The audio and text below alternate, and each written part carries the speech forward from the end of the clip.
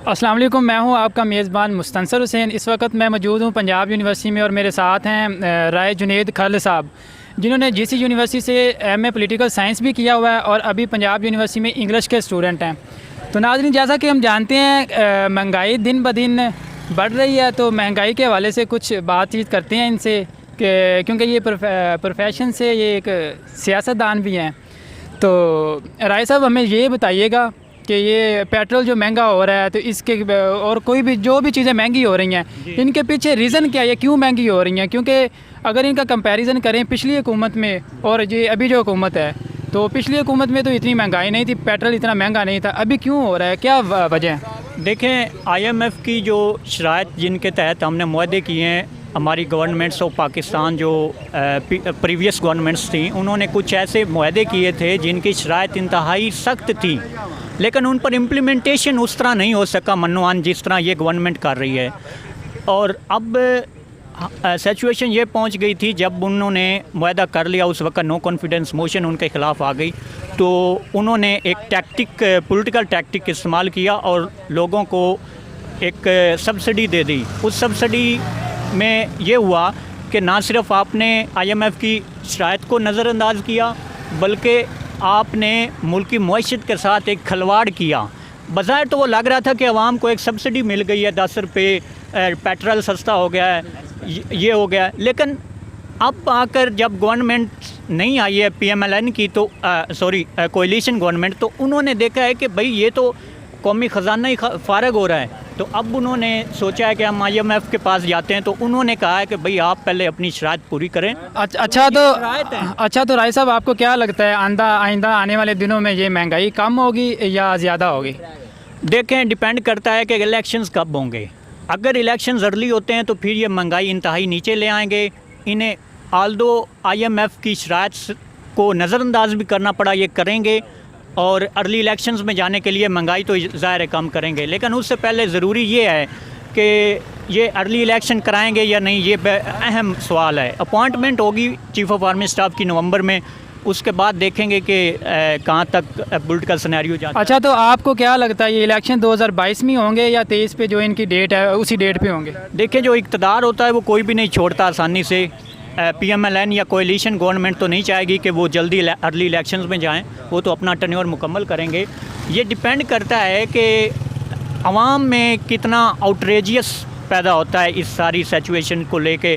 Political circumstances भी तय करेंगे कि अर्ली इलेक्शंस होते हैं या नहीं होते। लेकिन एक बात अहम है, जो नवंबर में अपॉइंटमेंट होनी है ना चीफ़ ऑफ आर्मी स्टाफ की, ये बहुत ही मैटर करेगी आने वाले इंतखाबात में उसके नताइज पर। बिल्कुल सर, ठीक हो गया। सर, आपका वोट किस तरफ है? देखिए, मैं अभी तक इस पर मज़ीद सोचूंगा। मुझे लगता है कि अभी तक मुझे ऐसी कोई पॉलिटिकल पार्टी नज़र नहीं आ रही जो कि इस मुल्क के लिए सिंसियर एफर्ट्स करें। सारे इक़्तिदार की लालच में आवाम को धोखा देने में तुले हुए हैं। और पहले आई हुकूमत, उसने सब्सिडी दी, उस सब्सिडी का नुकसान ये हुआ कि अब ख़जाना खाली है। जब ये आए हैं, अब इन्होंने देखा है कि अब ख़जाने को फिलअप करने के लिए हमें इन्फ्लेशन करनी पड़ेगी, तो अब वो कर रहे हैं। तो जी, नाम है आपका? खादिम हुसैन। सर, आप क्या समझते हैं, ये पेट्रोल महंगा हुआ है, पेट्रोल की जितनी भी मसनूआत हैं सारी महंगी हुई हैं, तो क्या समझते हैं आपके ऊपर कोई फ़र्क पड़ा है? बहुत ज़्यादा बड़ा ज़्यादा फर्क पै गया है। आवाम जी है कि पिस रही है गुरबत की चक्की में। तो इस जी नवी हुकूमत आई है कि ये सारे पार्टियां मिलियां यानी जेडे पिछले दौर एक दूसरे को गाली दे रही सन। तो बाकी इमरान खान दे एक नज़रिया, एक सोच, इन्हों को कोई नज़रिया नहीं, कोई सोच नहीं है। ये जो भी है, इन्हों की औलाद देख लो सारी लंदन, इन्हों की जायदाद देख लो सारी लंदन, सारे बाहरों पढ़ के आए नहीं गए। तो बाकी की मरियम कहती है कि मैं बेटियां पाकिस्तान की, सारा कुछ तो इन्हों बाहर हैगा। तो उस तो इलावा दूजी गल ये है कि इमरान नहीं सर, ਤੁਹਾਡੇ ਤੇ ਕੀ ਫਰਕ ਪਿਆ ਹੈ? ਤੁਹਾਡੇ ਕੋਲ ਗੱਡੀ ਹੈ ਕਿ ਮੋਟਰਸਾਈਕਲ ਹੈ, ਕੀ ਫਰਕ ਪਿਆ?